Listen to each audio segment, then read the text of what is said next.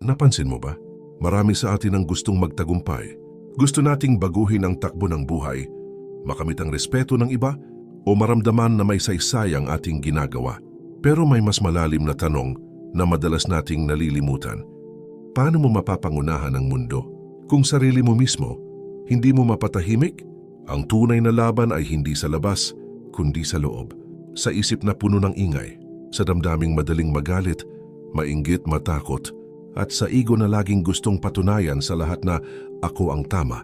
Sa video na ito, tatalakayin natin ang isa sa pinakamahalagang aral ng Stoicism, ang pagmaster ng sarili. At hindi lang ito tungkol sa pagiging kalmado o disiplinado.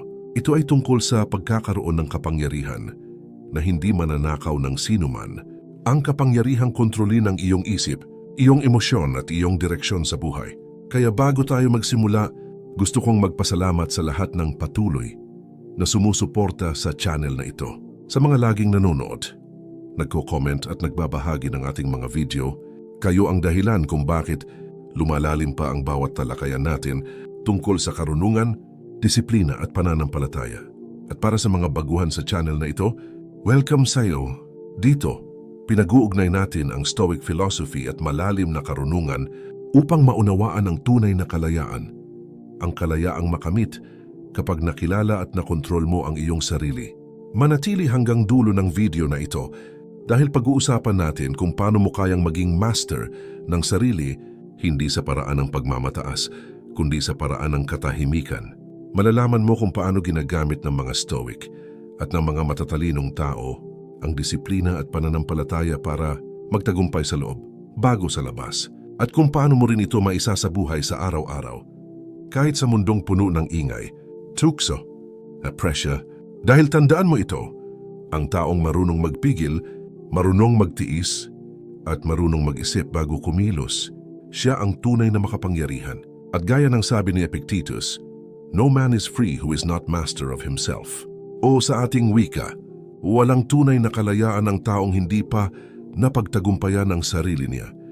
Kaya kung handa ka ng tahakin ang landas ng self-mastery, samahan mo ako sa paglalakbay na ito.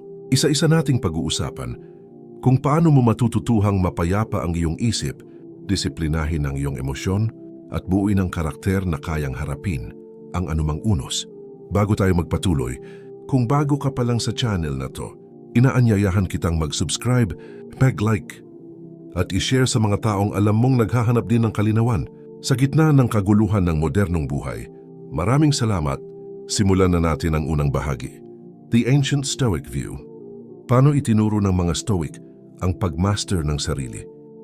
Bago pa man natin marinig ang mga modernong konsepto ng self-discipline o emotional intelligence, matagal na itong pinag-aralan ng mga sinaunang Stoic, mga pilosopong naniniwala na ang tunay na tagumpay ay nagsisimula sa loob. Sa kanila, walang saysay ang panalo sa labas kung talo ka sa sarili mong isip. Isa sa mga pinakatanyag sa kanila ay si Marcus Aurelius, isang emperador ng Roma. Isipin mo ito, hari ng pinakamakapangyarihang imperyo, may kakayahang mag-utos ng libu-libong sundalo, ngunit sa gabi, tahimik siyang nagsusulat ng mga paalala para sa sarili. Hindi tungkol sa karangyaan o digmaan, kundi tungkol sa humility, patience, at self-control. Sa kanyang journal, isinulat niya, "You have power over your mind, not outside events.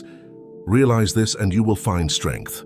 Isang napakasimpleng ideya, ngunit sobrang lalim, dahil habang karamihan ay abala sa pagkontrol ng mundo, si Marcus ay nagtuon sa pagkontrol ng sarili. Habang ang iba'y gustong manalo sa labas, siya'y gustong manalo sa loob. Isipin mo ang isang eksena. Isang emperador sa gitna ng digmaan, paligid niya'y sigaw, takot, at kaguluhan. Ngunit sa loob niya, payapa siya. Hindi dahil wala siyang takot, kundi dahil natutunan niyang hindi ito ang magdidikta ng kanyang kilos. Alam niya kung natalo mo ang sarili mong damdamin, wala nang laban na hindi mo kayang panalunan. Ganito rin ang itinuturo ni Epictetus, isang dating alipin na naging guro ng pilosopiya. Ang sabi niya, "No man is free who is not master of himself." Isipin mo iyon, isang taong inalipin, ngunit tinuring ang sarili na malaya. Dahil para sa kanya, kahit kontrolado ng iba ang katawan mo, ikaw pa rin ang may hawak ng iyong isip. Ikaw pa rin ang pipili kung magagalit ka, kung susuko ka o kung mananatiling marangal. At iyon ang tunay na kalayaan, freedom of the soul. Isa pang Stoic si Seneca nagsabi, "He who conquers himself is the mightiest warrior." Hindi ang sundalong may espada. Hindi ang taong kayang tumalo ng marami, kundi ang taong kaya pa ring maging kalmado kahit ininsulto. Ang taong kaya pa ring ngumiti kahit binigo ng iba. Ang taong kaya pa ring magpatawad kahit nasaktan. Kung iisipin mo, ito ang tunay na digmaan. Hindi laban sa labas kundi laban sa loob. Ang kalaban ay hindi ibang tao, kundi sariling galit, takot at pagmamataas. Isipin mo ngayon ang isang Roman general sa gitna ng labanan. Ang paligid niya ay kaguluhan, ngunit sa loob niya, tahimik. Habang ang iba ay nag-aaway para sa kapangyarihan, siya ay nag-aaway para sa kapayapaan ng isip. Dahil bago mo pamunuan ang iba, dapat napamunuan mo muna ang sarili mo. Ang Stoic ay hindi bato na walang emosyon. Nararamdaman niya ang sakit, takot at lungkot. Ngunit hindi siya alipin ng mga ito. Parang dagat, kahit anong bato ang ihagis mo, lilitaw ang alon pero babalik sa katahimikan. Yun ang Stoic calm. Hindi kawalan ng emosyon, kundi kakayahang mamuno sa emosyon. Sa panahon natin ngayon, lahat gustong may control. Control sa negosyo, control sa pera, control sa imahe sa social media. Ngunit kung hindi mo kayang kontrolin ang sarili mong isip, lahat ng kontrol na yan ay ilusyon lamang. Dahil walang saysay ang tagumpay kung hindi mo alam paano maging tahimik sa loob. Walang saysay ang karangyaan kung hindi mo kayang i-handle ang galit o inggit. At walang saysay ang power kung isa kang alipin ng sarili mong damdamin. Ang tunay na self-mastery ay nagsisimula sa maliliit na sandali. Kapag natutunan mong huminga bago magdesisyon, kapag pinili mong makinig bago sumagot, kapag marunong kang magpigil kahit may dahilan kang sumigaw, doon mo mararamdaman ang lakas na hindi kailangang ipakita, inner power. Gaya ng sabi ni Marcus Aurelius, "Waste no more time arguing about what a good man should be. Be one." Hindi kailangang ipaliwanag, gawin mo lang. At ang unang hakbang sa pagiging mabuting tao ay hindi sa pagsasaayos ng mundo, kundi sa pagsasaayos ng sarili. Sa susunod na bahagi ng paglalakbay na ito, lilipat tayo sa ibang pananaw, hindi na lang sa filosofiya, kundi sa mas malalim na pag-unawa ng espiritu. Pag-uusapan natin kung paanong sa iba't ibang kultura at tradisyon, pare-pareho ang aral na ang pinakamakapangyarihang sandata ng tao ay ang kakayahang kontrolin ang sarili. Lahat ng tao, anuman ang relihiyon, kultura o panahon, may isang laban na hindi nakikita ng iba, ang laban sa loob. Ang tinatawag nating the inner struggle. Ito ang laban sa pagitan ng kung ano ang tama at kung ano ang mali. Sa pagitan ng katahimikan at tukso, sa pagitan ng disiplina at pansamantalang ginhawa. At ito ang laban na hindi mo pwedeng iwasan dahil kahit saan ka magpunta, dala mo ang sarili mo. Maraming tradisyon ang nagturo nito. Ang mga Stoic, tinawag nila itong mastery of the passions. Sa mga silanganing katuruan, ito'y taming the mind. Sa spiritual lens, ito'y the battle with the self. Ngunit sa pinakapuso nito, iisa lang ang aral. Bago mo baguhin ang mundo, kailangan mo munang ayusin ang sarili. Isipin mo ang isang tao na matalino, may koneksyon, may pera, ngunit madali pa ring magalit, mainggit o masaktan. Maraming alam pero walang kapayapaan. Ito ang karaniwang larawan ng modernong tao. Tagumpay sa labas ngunit pagod sa loob. Hindi dahil kulang siya sa kakayahan, kundi dahil hindi pa niya napapanalo ang laban sa sarili. Ang inner struggle ay hindi dramatikong eksena sa pelikula. Tahimik lang siya. Nangyayari ito tuwing pipiliin mong manahimik kaysa sumigaw. Tuwing pipigilan mong mag-scroll sa social media kahit gusto mo pa. Tuwing marunong kang tumanggi sa tukso kahit alam mong walang makakaalam. Ito ang mga maliliit na desisyon na bumubuo ng tunay na kalayaan. Isang matandang guro minsan ang nagsabi, ang pinakamalaking tagumpay ay hindi sa pagtalon sa bundok, kundi sa pagtayo kapag natalo ng sarili. Dahil ang tunay na giting ay hindi palaging nakikita. Minsan ito ay nasa tahimik na pagtitiis, sa pagpipigil ng salita kapag kaya mo namang manakit, sa pagpili ng kabutihan kahit walang nanonood. Kung titingnan natin, pare-pareho ang turo ng mga dakilang isip sa iba't ibang panahon.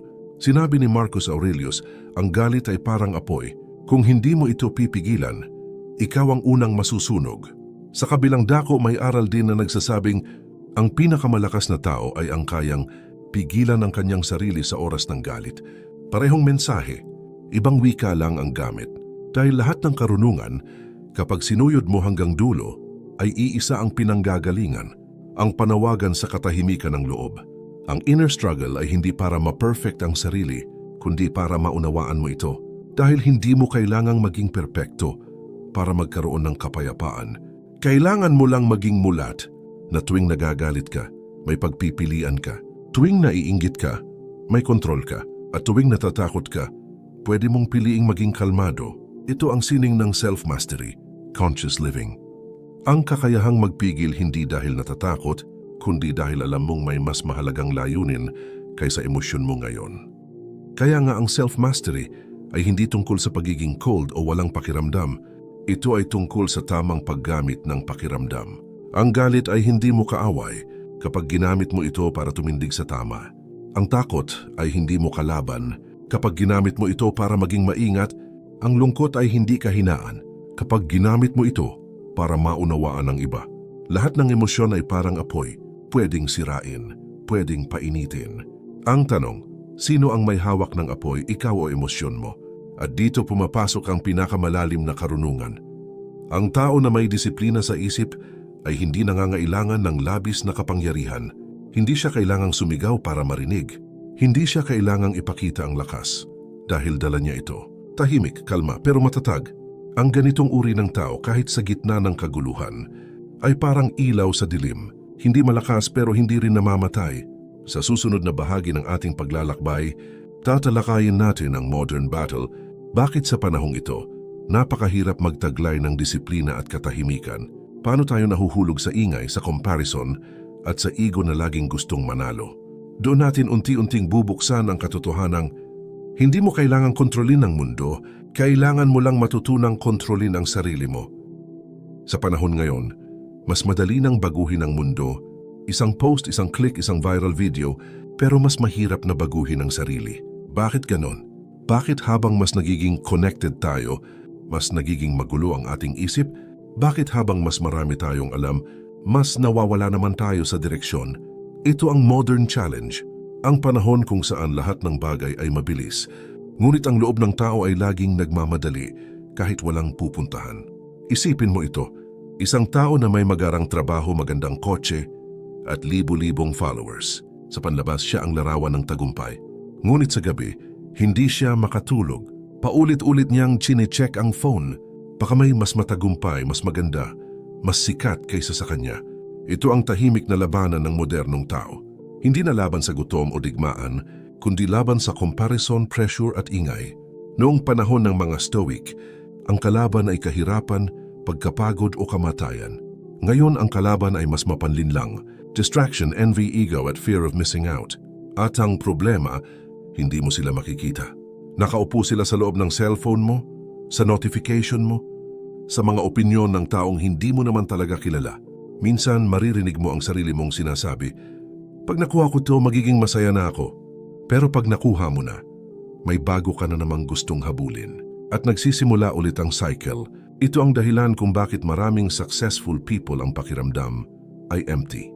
Dahil kahit narating mo ang tuktok, kung hindi mo pa rin kayang pamunuan ang sarili mong isip, parang wala ka pa ring naabot. Ang mundo ngayon ay parang marketplace ng emosyon. Lahat nagbebenta ng atensyon. Lahat gustong pakinggan. Kaya mahirap manatiling tahimik. Mahirap tumigil, mahirap mag-reflect. Ang focus na dati ay sandata ng mga Stoic, ngayon ay luxury na, kakaunti na lang, ang may kakayahang manatiling tahimik ng 5 minuto nang walang phone, walang tunog, walang distraction. At ito ang dahilan kung bakit napakahalaga ng self-mastery sa modernong panahon. Hindi lang ito tungkol sa disiplina, ito ay tungkol sa kaligtasan ng iyong isip. Isipin mo ang isang eksena, isang lalaki na laging abala. Meetings, projects, notifications. Ngunit isang araw, habang nakaupo siya sa sasakyan sa gitna ng traffic, napansin niyang wala siyang maramdaman. Walang tuwa, walang kapayapaan. Kahit lahat ng pangarap niya ay hawak na niya. Tahimik siyang napatingin sa rearview mirror. At sa unang pagkakataon, nakita niya ang pagod sa sarili niyang mata. Hindi siya pagod sa trabaho. Pagod siya sa ingay ng expectations, sa ingay ng comparison, sa ingay ng kailangan kong maging higit. Kung tutuusin, hindi naman masama ang ambisyon. Pero kapag ang ambisyon ay naging kapalit ng katahimikan, doon nagsisimula ang pagkaligaw. Kaya't kung tatanungin mo, ano ba ang ibig sabihin ng master yourself before you try to master the world sa panahong ito? Ang sagot, alamin kung kailan tatakbo at kung kailan titigil. Alamin kung kailan magsalita at kung kailan makinig. Alamin kung kailan kikilos at kung kailan mananahimik dahil hindi mo kailangang makipagkompetensya sa bawat ingay. Kailangan mo lang manatiling buo sa gitna nito. Ang mga Stoic noon ay may disiplina sa katawan at isip. Ngayon kailangan nating matutong magkaroon ng disiplina sa atensyon. Kung saan mo inilalagay ang iyong focus, doon mo inilalagay ang iyong kaluluwa. Kaya tanungin mo ang sarili mo, sino ang may control sa isip mo? Ikaw ba o ang algorithm? Ikaw ba ang pumipili kung ano ang papasukin sa isip mo? O hinahayaan mong iba ang magdikta kung ano ang mahalaga sa iyo? Dito nagsisimula ang panibagong Stoicism ng modernong panahon, hindi na sa loob ng mga palasyo o templo, kundi sa tahimik mong pakikibaka sa bawat notification, sa pagpili mong magpahinga kahit may natitirang trabaho, sa kakayahan mong manatiling payapa kahit may gulo sa paligid. Iyan ang tunay na self-mastery sa modern age. Hindi ito perpekto, pero ito ang kailangan para manatiling tao sa mundong pilit kang ginagawang makina. Sa susunod na bahagi ng ating paglalakbay, tatalakayin natin ang layers of self-mastery. Paano mo unti-unting mapapanday ang sarili, mula sa paghawak ng emosyon hanggang sa disiplina ng isip at ego. Isa ito ang praktikal na bahagi kung saan ang karunungan ng Stoic at ang karanasan ng modernong tao ay nagtatagpo. Kapag naririnig natin ang salitang mastery, madalas iniisip natin ay kapangyarihan, tagumpay o kontrol sa labas. Ngunit ayon sa mga Stoic, ang pinakamahirap at pinakamarangal na labanan ay ang laban sa loob. Ang laban sa sariling emosyon, ugali, isip at ego. Ang pagmaster sa sarili ay parang pag-akyat sa bundok.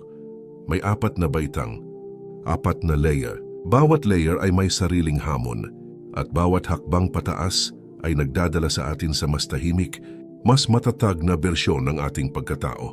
Number 1. Master your emotions. Anger, envy, pride. Ang unang layer ay emosyon. Lahat tayo ay may galit, inggit at pride. At ang mga ito ang madalas sumisira sa kapayapaan natin. Sabi ni Marcus Aurelius, if someone can provoke you, realize that your mind is complicit in the provocation. Isipin mo ito. May taong nang insulto sa iyo. Ang insulto ay parang bato. Hindi ito makakasakit hanggat hindi mo ito pinulot. Ngunit kapag pinili mong bitbitin ito, ikaw ang masasaktan. Storyline, isang empleyado ang madalas pagalitan ng boss niya. Araw-araw, dala niya ang galit hanggang sa bahay. Hanggang isang araw, napagtanto niyang walang saysay ang pag-uulit ng sakit sa isip. Sinimulan niyang obserbahan ang reaksyon niya imbes na agad sumagot. At doon niya natuklasan, ang katahimikan ay hindi kahinaan. Ito ang lakas ng taong marunong magpigil. Reflection, kapag marunong kang mag-control ng emosyon mo, hindi ka na madaling manipulahin ng mundo. Ang tao na hindi nagagalit ng madali ay hindi madaling matalo. Practical steps. Huminga bago sumagot. Isulat sa journal ang nararamdaman, hindi agad sabihin. I-reframe ang sitwasyon. Ano ang pwedeng matutunan ko rito? Ang emosyon ay parang alon. Huwag mong labanan. Obserbahan mo lang hanggang lumipas. Doon mo matatagpuan ang unang hakbang ng kapayapaan. Number 2. Master your habits. Discipline in action.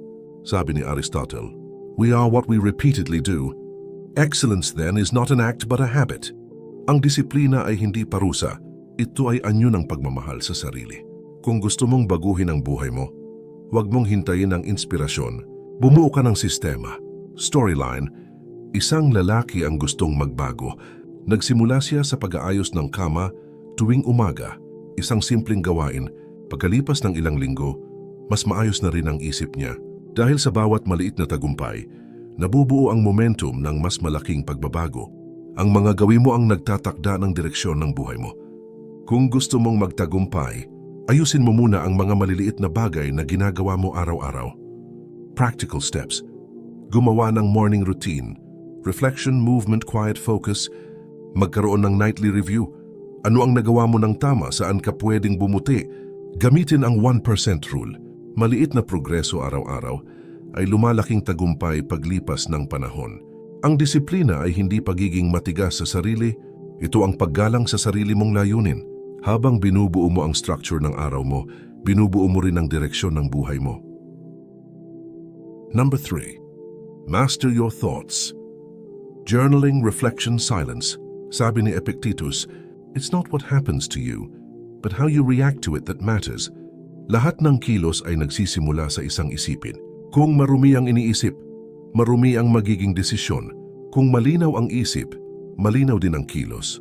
Ang Stoic journaling ay hindi diary ng drama kundi salamin ng kamalayan. Sa pagsusulat, nakikita mo kung saan ka nagkakamali at kung saan ka lumalago. Storyline, isang babae ang araw-araw na sinusulat ang 3 tanong. Una, ano ang natutunan ko ngayon? Pangalawa, saan ako nagkulang? Pangatlo, saan ako nagpapasalamat? Pagkalipas ng 3 buwan, mas kalmado na siya, mas malinaw magdesisyon. Hindi dahil naging perfecto siya, kundi dahil nakilala niya ang sarili niya. Insight. Ang journaling at pag-iisip sa katahimikan ay parang paglilinis ng bintana ng kaluluwa. Hindi mo mababago ang isip na maingay, kaya kailangan mo ng sandaling katahimikan araw-araw. Practical steps. Maglaan ng 10 minuto sa umaga o gabi para magsulat. Magsanay ng mental silence kahit ilang minuto. Walang music, walang cellphone. Tanungin ang sarili, ano ang iniisip ko ngayon at bakit? Reflection.